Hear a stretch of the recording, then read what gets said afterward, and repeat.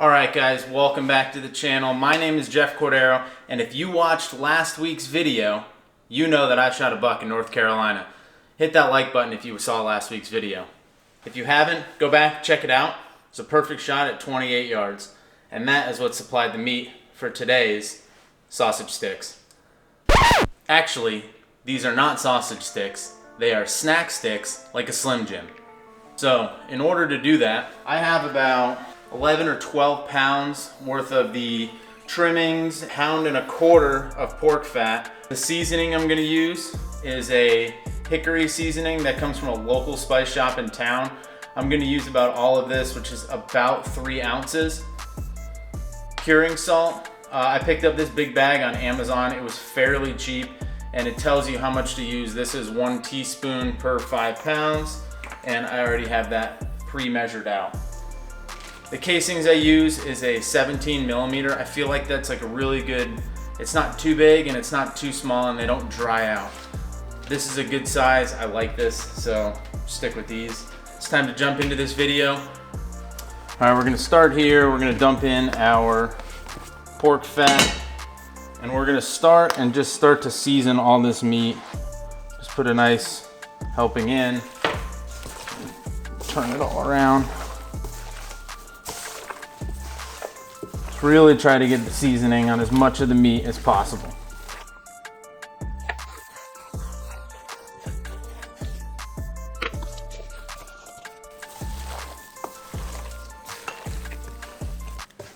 Now we're gonna add this curing salt in.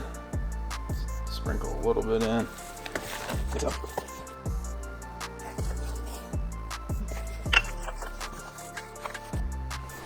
So now that we have our pork fat mixed in with our venison, we're just gonna start feeding into the grinder. I'm using a coarse plate here and I'm doing a good job of doing a little bit of venison, a little bit of pork fat. You wanna mix it up as well as you can. So as you can see, this is the plate that we started with, and this is the coarsest plate that I have for this grinder. This is not the finest one, this is a medium plate, but it is substantially smaller. So this is what you're gonna wanna do. I do 1 coarse grind here, 1 fine grind, and that gets me a good consistency.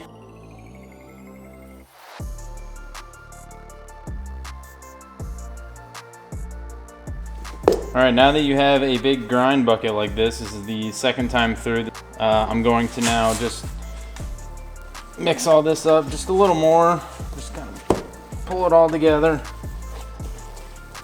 Right now it's a little tacky, which does not help trying to push it through the sausage stuffer, so I'm gonna add just a little bit of water to this. I usually start just adding a little bit of water at a time because you can always add more. It's hard to take it away. That's kind of the consistency I'm going through. I'm able to push it and it's not really sticking to my gloves. I can stick my hand in and come out. That's when I know I kind of have the consistency right. From here, if you want to add cheese to your snack sticks, you can. I'm not adding cheese to these. These are just going to be this hickory flavor. So if you want to add cheese, now's the time to do it. Now that we have our meat the consistency we want it to help push this sausage stuffer, we're gonna start packing it in here.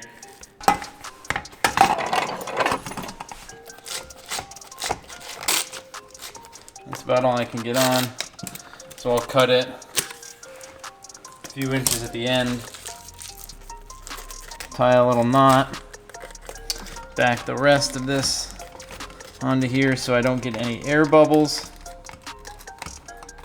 All right, and now we start cranking. And I'm just holding just a little bit of pressure on the casing.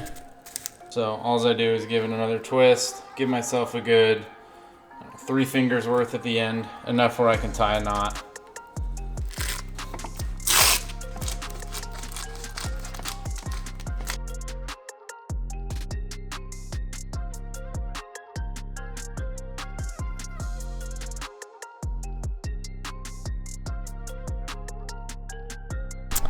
All right, now that we've got all these stuffed, I don't have all of them on here because my grill's not big enough, but I have most of them on here. I have this set at 185 and I have a probe in, and I have them on the smoker here. I'm using a hickory pellet with the hickory seasoning, so it should come out really good. But I have them evenly spaced here. You want them spaced them out. You don't want them all touching because then the heat won't come up, rise through them. But I'm gonna leave these on here until they reach an internal temperature of 165. Then we're gonna pull them off, rinse them, cool them down, cut them, bag them, and then we're done. All right, now that these have reached an internal temp of 165, we're gonna bring them off the grill, into the house, rinse them off, and get them ready to prep.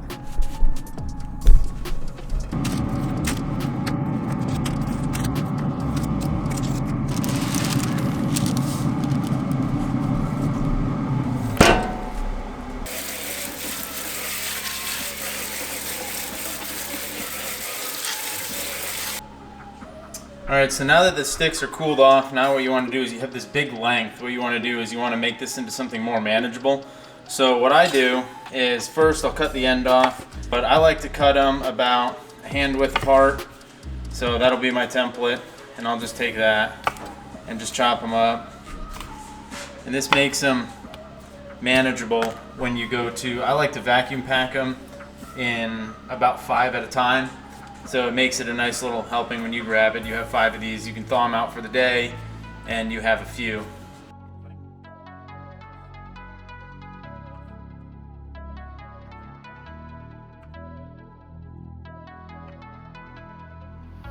Alright, thank you guys again for watching this video. Please comment down below. Let me know what you're doing with the meat that you harvested this year. Are you making snack sticks like this? Are you making jerky?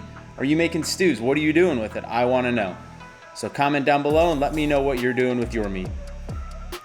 Thank you again for watching. Please continue to subscribe to the channel.